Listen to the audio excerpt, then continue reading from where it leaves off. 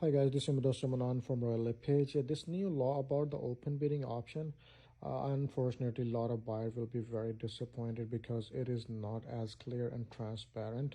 The reason behind is the seller still is on the upper hand and has the power if he wants to use the option of open bidding or not. Number one.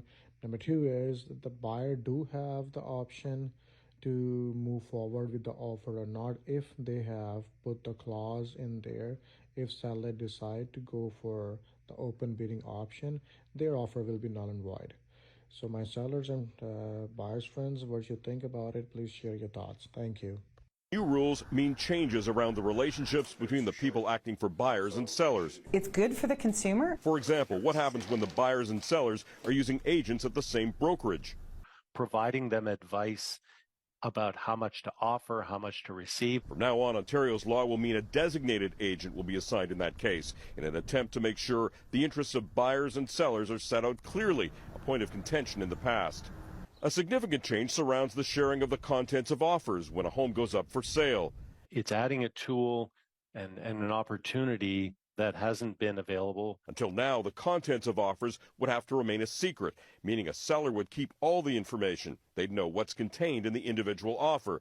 Now, under the new rules, a seller could invoke open bidding, a provision in which the seller could share some or all of the contents of one offer with others.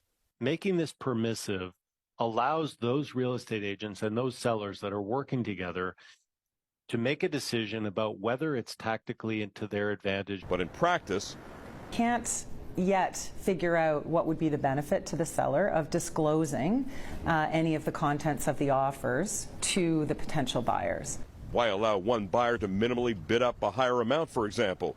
And from the buyer's perspective, I don't know that I want the contents of my offer shared with all the other parties that might be interested. Brokers and agents are just beginning to figure out what the effects of the changes will mean. But when it comes to the prices of properties, broker Laura Inward has this prediction.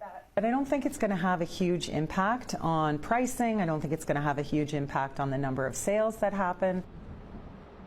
Selling for the most, buying for the least, that's what it's all about for most people in a transaction. And I'm told as a result of these rule changes by some agents and brokers that they may put clauses in their offers that say if their offer happens to be shared with another prospective buyer, that offer would be considered null and void.